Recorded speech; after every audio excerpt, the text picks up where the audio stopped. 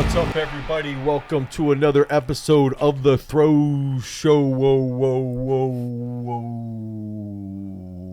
whoa. Have you ever gotten a wink before a world record? Nah. Damn. I have. Right here it is. Yeah, let's get right into Danei Haugh just absolutely cranking this. Dude, I love the fact that when you get so good at something, you just know that's it. Yeah. Like, and I've always thought, okay, so with Danny in this throw, I actually felt like he knew it was going to go down before everything. Like, legit, dude's walking over, looks at me and, like, smirks, gives me a wink, walks over, just rips it, right? Yeah. Like, and I think that... That's such a great little. Oh, that was from you. Hey, great job on that post. Thank you. I just feel like when you're so good, it's like I feel like this when an artist writes a good song, right? Like, or they perform something good, and they're like, that's gonna be it. That's gonna be the best song I ever put out. Like, people just know. Now, question. Obviously, like, when he hit it, he knew, but you were in the crowd. I knew. You knew? Yeah. What was it like? The only reason I think I had an inkling was because I had talked to him about his training throw from the couple days prior. I had seen his last. I actually think I might have videoed like his entire last throw session. I think he took like 7 throws. So I saw like 2 bombs he had there, and then he had a warm up that resembled the bombs, and like essentially he knew he could do it. Yeah. So like, I felt like as soon as he was on hitting 3, and I don't know if this is accurate, but as like a lay hammer fan, like a normal person that like, I have a decent feel for the event. Mm-hmm. And whenever I see a good transition from 2 to 3, I always feel like that's when you're going to see the bomb. To me, it's like when someone's running 100 and you can just see from like 45 to 70, they can hold or they take off even more. You know they're going to finish strong. And I sit, in that 2-second time frame, I sensed that was going to be it. Yeah. I also like to brag that I've seen a lot of world records. I've seen Crouser hit world records, and you can just tell, like, right as they're going. Like, I saw, Kovacs drop 23-meter throws. And you're like, that's it. Yeah. Yeah. So, I mean, also, like, it's sort of cheating because it's like, did I sense it before he yelled? I don't know. maybe not, All right, so let's get into that because I love seeing that. Seeing the world record go down is cool. And then Crouser here. I wanted to talk to you actually about this. I hadn't talked to you yet about. I talked to you a little bit about this mastering the statics to use the slide. But I also wanted to mention one. I think what was he 3 centimeters off the world record. Big shout out to Roje Stona going 21:47 and then giving us the Wisconsin Eau Claire T-shirt to troll Trevor. But also, did you notice with Crouser how he's starting with his right foot here? With the right foot. I noticed it's more neutral. Gotcha. You see that? Yeah. Almost in a little bit. You think he's doing that so he gets more push? It could be, yeah. I mean, he's doing it for a reason, I'm assuming. And I was just going to bring up when Kanner was talking to me about that knee-toe cue, that's what I thought about. Yeah. That's what I see. Yeah. Like, when I think, like, setting it up, obviously he kind of puts himself in that position. So, like, when he gets open, he could just go. Yeah. Yeah. Yeah, we hadn't discussed that yet. And actually, just talking with Chase a little bit, I feel like it's there. And, like, this throw here, world lead, facility record at the time, all that was accurate. Like, she had the world lead at the time. I feel like technique-wise, Chase is getting more stable out of the back, and in turn, she's finishing better. Mm-hmm. Now, somebody's going to comment and be like, well, she got 3rd at Indoor Worlds. And it's like, dude, she's a freaking two-time outdoor world champ. Like, give her a break. Like, she had a good indoor season for the short season. So, like, absolutely. I thought she looks technically better than ever before. So I'm interested if a lot of that work they're doing here out of the back, like see how her right, dude, usually she doesn't get that forward on her finish. Yeah. And I'm interested. Like I'm interested to getting see. into it. Yeah, I'm interested to see if she pops out and goes. Wouldn't it be cool if she goes 21? Bro, that'd be wild. That's my. I got some serious predictions, and maybe I should wait until we talk about Worlds. But I don't want to forget that I have predictions on Julian Alfred winning the 100-meter at the Olympics and upsetting Richardson and Shelly-Ann Fraser-Price. And I even went as bold to say that I think she could beat Sharika Jackson, and I've got a couple other crazy upsets, and one is also Chase going 21. I don't think that Chase going 21 is as crazy as my other ones. Yeah. I think it's going to happen. Not that it's like, oh, it's reasonable, but it's like, that's a bomb. Absolutely. Now, this was also a bomb. She did, I think, the best interview post-meet. Like, dude, they had her up, like, just talking about, like, all the stuff she deals with and her work and all that. And it's like, it's just cool to see, like, an absolute, like, Savage Throw wins the freaking national title. It's cool. Absolutely. 2 throws over 25, which is huge. First toss was 25 and then backed it up. Dude, went bigger. So far. Just watch it take off. It's like, actually, which one was the second one? Boom, boom, boom, boom. Now, what's interesting is that if you think about the women's hammer and you look at who made the team last year, and that, dude, there's like 5 or 6 girls that are going to be fighting for the spots for the team. Yeah. And then in the men's hammer, there's, 4, 5, 6 guys that could be fighting for those spots. It's like, dude, the hammer in the U.S. It's competitive. It's crazy. It's super competitive. Dude, it's wild. All right, so then we're going to go into, this is my favorite one here, Tyler Williams. So he had texted me after Nationals, and he was like, because I think he had seen, I might have even sent him Danny's video. And Tyler does throw for Garage Strength. He's trained by Patty, but he throws for us. And he had texted me like, yo, check out this weight throw. He hadn't thrown it in like 2 or 3 years or whatever. Mm-hmm. He's like, I think I'm going to go try and toss at a comp. Yeah. And then goes out and goes 23-16. It's huge. 76 feet on the dot. Bang, bang, bang. Just hits it. Oh, he's got a GS shirt on, too. I just noticed that. He always repping GS. Yeah, that's cool. Always repping GS, baby. Yeah. Crazy. Yo, that's funny. You had to throw me under the... Okay, so here... David Storl officially retires. Okay, so Storl, I still remember, what was it? What year would he go? 22, like with that non-reverse, dude. That PR that he hit, I want to say it was in the town square too. He's an Olympic silver medalist. What do you win? 2 or 3 world titles? Like, dude's an absolute freaking legend, and I think it's like. Everybody sort of felt that he was going to retire for quite a while. And I think now it's just that it's official. It's like, oh, shit. Like, it's, he was a legend in it and also just going head-to-head with Ryan Whiting for quite a while. Absolutely. I feel, when did he win his first one? Or his first, was that 09 or 11? Dude, I can't even remember. That was so long ago. You were probably like 9 years old. Somewhere around there. Like middle school. What is your biggest memory of Storl? Honestly, as a glider, when I say your favorite glider, like modern time, it's Storl. It's him.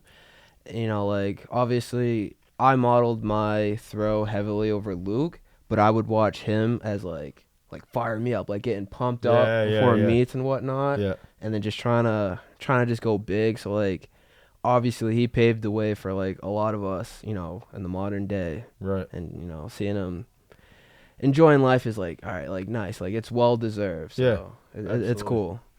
I think that takes us into the big shout out here from Ryan Whiting. Now this is interesting because he's talking about, dude, and this screenshot also is a screenshot that I swear I've sent gliders like with technical analysis. Mm-hmm. Like before we even started Throws U, I would do, I don't even know if they're still on YouTube publicly. I had like close to 1,000 technical analysis on Garage Strength before we started Throws U. I mean, on Throws U, I don't even know how many we have on YouTube, but I think they're all private now.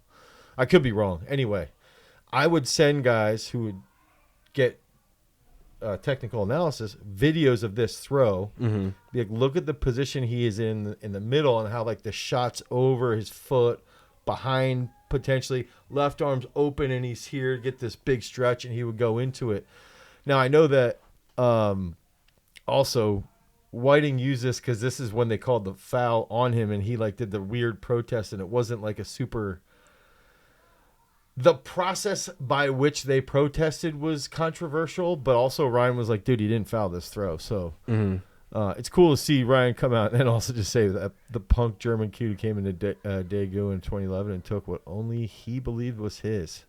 Bro, I read this earlier and I just thought it was so funny. Like, obviously Ryan is celebrating,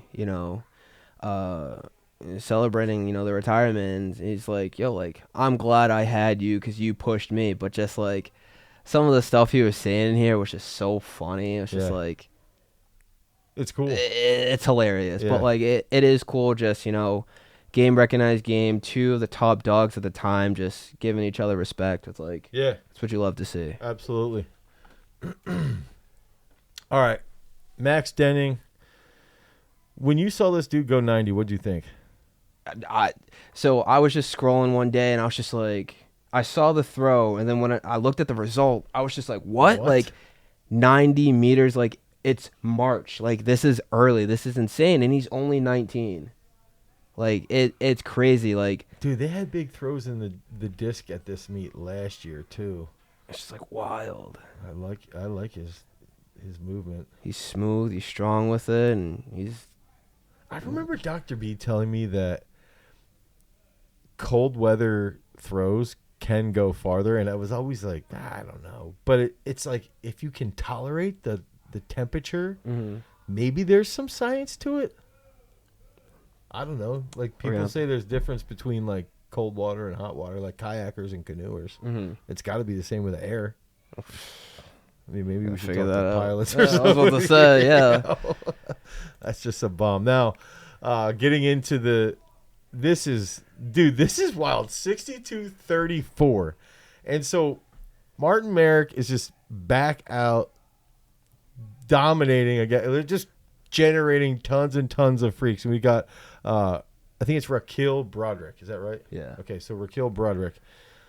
Of course, somebody's like, oh, a freshman, he's like 35. I don't think he's 35. I think he's 19 or 20. So going out, ripping a 62-34 this early in the season, dude, a week ago, end of February. No, I guess it would have been early March.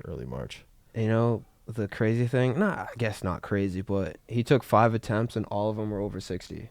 Dude, to me, it's like, also, so Schmeichel just hit the Olympics qualifier.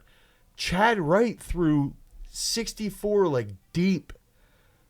Then you got Fedrick 64 deep right now. Like, how many guys are they going to have over 65? They're going to have, I would assume they're going to have like a traditional trials where they all go toe to toe. Yeah, bro. They're going to have to. That's going to be so entertaining. I mean, the other thing I'm sitting there going, I'm like, Schmeichel's like 33. Like, I would think you let him on the team, but I don't know how they do their selection. Nah. Chad Wright's got to be his last Olympics, but he made the last Olympic final. People forget. Dude, he snuck into that Olympic final, and no one saw that happening. So it's like, it's wild how many good throwers are out there. All right, so now we're getting into that World Championship stuff. So I wanted to go over some of the World Championships before we get into the NCAA work. And here's Chase Jackson just, again, popping off, adding more medals to her stake. And it's like, dude, that's what I think any naysayers out there forget is how freaking hard it is to consistently make a final and consistently medal. Mm-hmm. It's like absolutely wild. I did notice too with that. What do you think maybe is going on with that groin?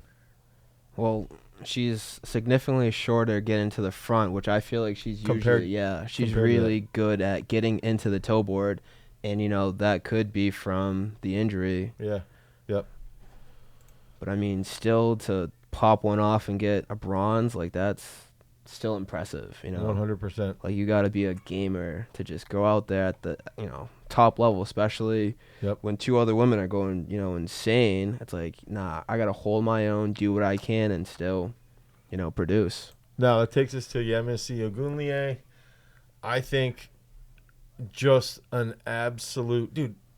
I'm pretty sure if I remember when we were talking, this year was her first German national title. Yeah. It was either this year or last year. Like, I think it was this year. I think she might have gotten sniped last year. So she's going out. She still made the world team last year. Mm-hmm. Also, by all accounts, like the rest of the German team is sort of in shambles. Like, take out the throwers. When I was in Budapest last year, I just want to share this real quick. There was a German reporter in my Uber from the airport to the hotel, and he was just going on about how, like, there's only a few spots that are, like, highlighted for German track right now. She was one of them as, like, an up-and-comer. That he was like, there's only a couple throwers. They had a lot of injuries. Their jab throwers were injured. Long jumper was injured. So, like, German track isn't where it was, and now she's on the come-up big time, and some of their younger discus throwers as well. Absolutely. Watching her throw and her technique, dude, I don't know, like, it's on the money. It's so good. And out of the women,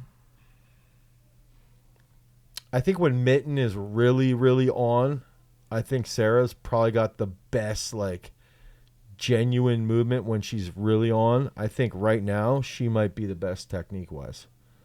I don't know. I wanted to see what you thought. No, I definitely agree with that. I think it's interesting with her because she's pretty patient when she picks up. Mm-hmm. She gets over that left. That right sweeps pretty well.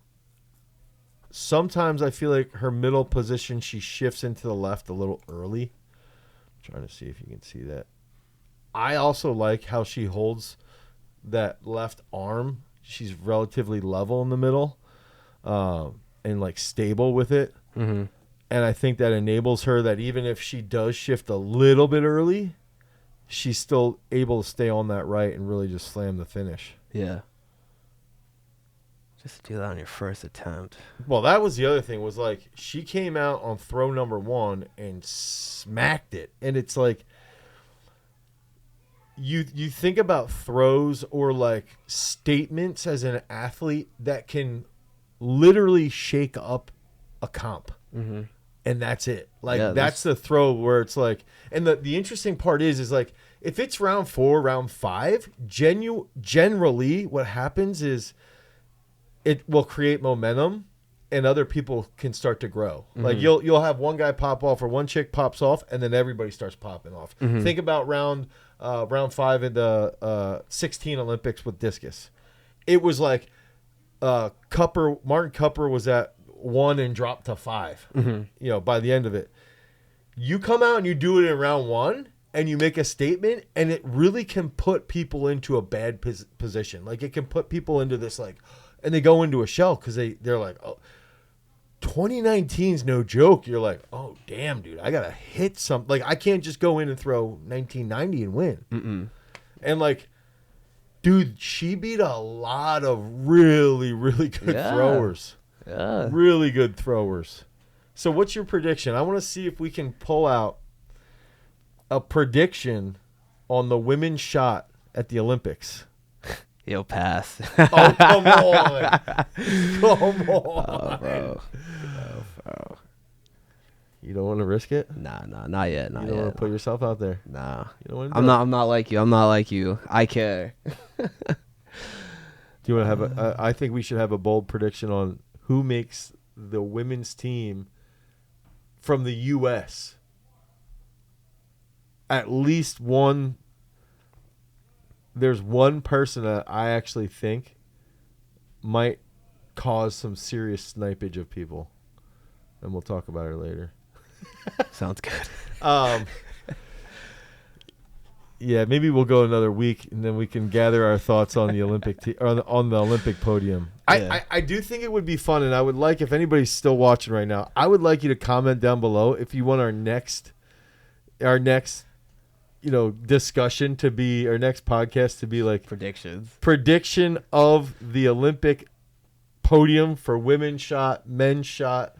I think, dude, stuff like that, I would love stuff like that when they do it in the NFL. So yeah, nobody's really doing it. Now, this takes us to former garage strength facility record holder Sarah Mitton. She had her first big throw. I mean, not first big throw, but she broke 18 meters for the first time here.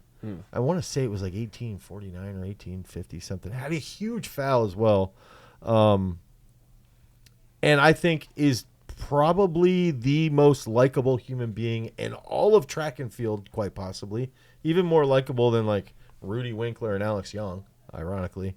They're also very likable people. Yeah. I just think, dude, she is the absolute coolest, chillest person out there. This was round 3, if I remember. 2 or 3. And she came 3 or 4. It was 3 or 4, okay. Somewhere around there, yeah. And she came back. Now, I think she might have had one other throw just over 20. Yeah. It was like 20:01, if I remember, or something like that. And then she smacked the 20 to take the lead by 1 centimeter. 1 centimeter. Dude, 1 centimeter. So that's crazy. And also, she got that world silver last year in Budapest. And for her to come back and win a world title, her coach, Richard, is a very close friend of mine in the coaching community. He's one of those guys that, like, anytime I see him, it's great to, like, just bullshit with him and hang out, have a drink of beer or something, maybe 10. But it's like to see a guy like him who's been with her when she used to glide, and to see Sarah do all, like, Tim Nedow used to be like, dude, she is the hardest working person I've ever been around. Mm-hmm. And that was when she was younger. So it's like she's probably even a harder worker now. So congrats, Sarah. That's freaking awesome. Now, Ryan Crouser. See that right leg? Yeah.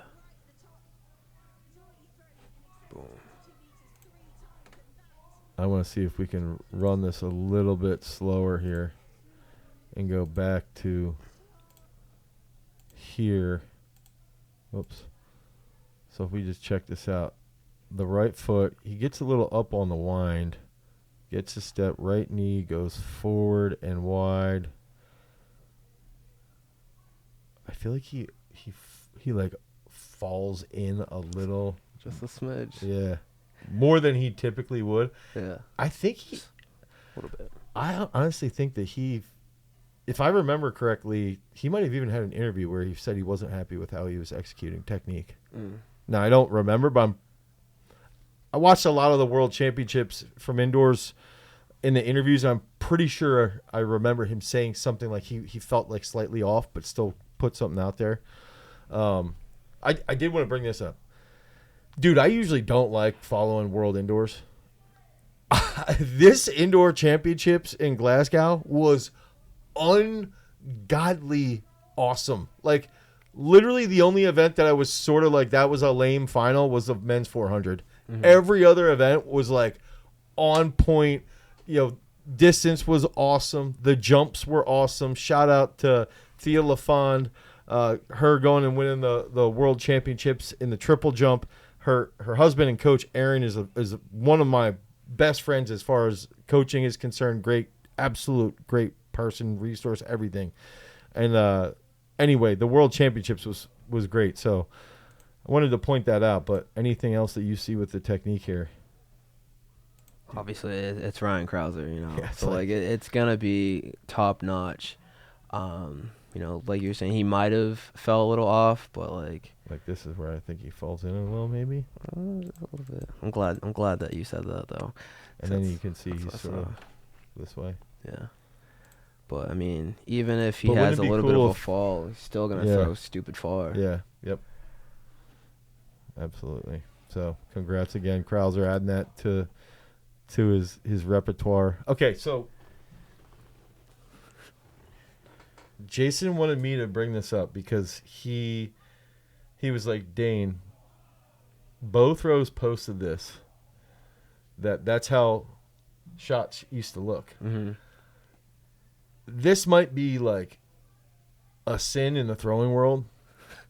Paul Ferenczi gave me this, who's a world champion Highland Games competitor. He passed away a couple years ago during COVID, or right before COVID, and was like one of my mentors in throwing. Mm-hmm. He said that he got this. It wasn't Perry O'Brien. It was Gary Gubner was the guy's name, who was, I think, maybe one of the first guys to throw 60 feet. He went to Manhattan College, and it was his shot. And so Jason was bitching, like, people are making cool posts, and then you have this. I had this as the doorstop at the front of the gym for the last, like, 5 years. Or since Paul gave it to me. Paul gave it to me probably 2019 or something. So Jason just wanted to bring that up, like, Dane, you're an idiot. And he's like, people will appreciate that, possibly. So, okay, we got to get this done. We got 5 minutes. Now, this is your dude. This is my guy, Kenny, bro.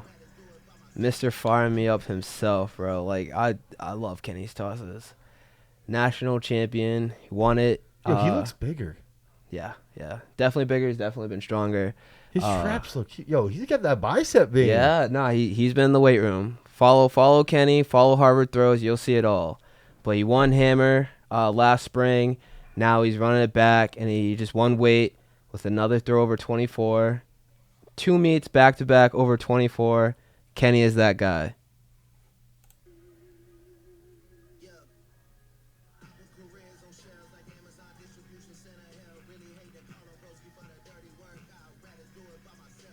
Yeah, Kenny's that guy. Boom, boom, boom, boom. And he gets into it, too. Like, he lets you know, like, that was a big toss. Dude, he looks good. I don't have anything to say other than, what the hell is he going to throw a hammer? Far. Okay, here's a prediction. Give it to me. 82 plus. Okay, I was just going to say, does he go 81? 82 plus. Oh, without a doubt. 82. 82 without a doubt. I mean, I can be like 81-47. It's still a bomb. It doesn't matter. It's so ridiculous. Oh, geez. Okay, so Jalani Davis, the double-double. Hey, by the way, I did predict Kenny winning. You did. Come on, I know I picked the 2 number ones, but I have to give it to you. You did. So Jalani back-to-back NCAA champ, facility record 2480. Mm-hmm. Is she done throwing the weight and the hammer after college? I hope not. Yeah. Hope not. Bro, I don't know if this was her actual 24, but if it is, to do that off a 2-turn is absolutely wild. I know she usually does more turns, but if this was the actual 2480, this is absolutely stupid. Like, that's crazy. Yeah, I didn't watch the women's. It's just so deep, dude. It's so far. It's so freaking far. Okay, so Roje Stona, he got second, didn't he? Yeah, second place. He got second, yeah. He went big. 2048. Yep. PR. Lined it up. I think he has a whole roll of tape on his hand. I noticed that when I always thought he's another one in disc. Yeah. Dude, what's he gonna throw? He's gonna go crazy. Go crazy. Yeah, that's huge. Personal best. Okay, so Tarik O'Hagan. This throw's cool, dude. We were actually talking about him today. So he went, 2057 on his first attempt, and just kind of shut it down from that point. And then this is his last attempt. Once he already knew he won the competition. The stress was just gone. But just like the relief, and he just goes bigger. Notice, this is weird, but his left arm when he comes out, he almost does like a little re-rep similar to how Hoffa used to with his left arm. I like the speed of his left foot also to the front. Mm-hmm. He had great, I always liked how he moved in high school too. See how he like almost like drops a little? First time over 21. Dude, 16. Looking at him, it's like he could go 2160 plus outdoors. You never know. At that age, he could blow up. Absolutely. This is a kid that in 2 years is probably going to be throwing 22. Without a doubt. It's possible. Without a doubt. Yeah. It's just wild what's going on and how, it's great. Congrats on that big bomb. Now, here's the big one. I love throws like this mainly because it's like, okay, so I've been watching a lot of her training, a lot of Bedard's training, who I think as a coach is one of the best throws coaches in the NCAA, if not the best.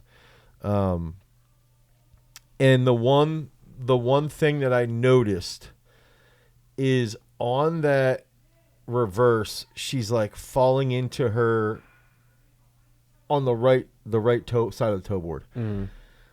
So like, okay, so the way I'm setting this up is like she looked a little more off than in other throws and other comps that I've seen her. Like when she threw 1907, I felt like she was more dialed in and smacked it. So then I'm like, okay, maybe she was in like missing the feeling, didn't have the feeling, was trying to have that feeling. She's in 7th place, struggling to find positions because maybe she's having that day where you're like, dude, I can't find it. And then, I know I'm painting this. I don't know if this is actually how it played out, but then she puts together that freaking bomb. Also, she loads up that shot in the front of the freaking circle, gets set, and then goes and just cranks. And I think that's like one big. It's just like that ritual. It's like, this is what I do. This is what I do. I set it up. I go through. I just do my thing. And I think this is definitely one of the tosses where it's just like, all right, I made it. Just do my thing and just let it happen. And she let it happen. She went from 7th to 1st and just maintained from that point. Yep. Crazy. Like true gamer. Yeah, absolute gamer. 1853. And I think that's sort of what I was like just looking at him like it wasn't her best throw on the year. So like to me that's like digging deep, dude, going head to head with Jalani, like dude who's had a good meet the night before. Yeah, like, don't forget about Jada Ross. Yeah, and Jada Ross. So Jada Ross, the chick from Florida, Ross went like 1885 or something earlier in the year. Dude, that final was stacked, actually, now that I'm thinking about it. It was, it was super competitive. Dude. So that's the other thing is, like, girls could respond, and she did it. She did it, like, I think it was round 5? Round 4, I believe. Round 4? Okay, round 4, so it's like, that's the other thing. Like, doing it at that time, and, like, there was no response, right? And I think that comps like that are very interesting to watch because it's like, how's it going to play out? Will anybody respond? And dude, she brought home that national title, and I think congrats to her. It's huge to win that national title and be a champ. And I think that ultimately it's competitions like that are going to set her up for getting a spot on the U.S. Olympic team. After you said that, I was like, who is he talking about? And I was like, I know who he's talking about. I just have a feeling she could do it. I think about it as like, it's like she's a gamer, dude, and she's probably thinking it already. And I feel like when you get into a mindset and on a roll, mentally and physically, that you're like, I'm gonna do this year. I'm gonna win an NCAA title. I'm gonna win another NCAA title. I'm gonna break the Colorado State school record. I'm going to try and break one of the beast records of throwing, 1950 plus. You're into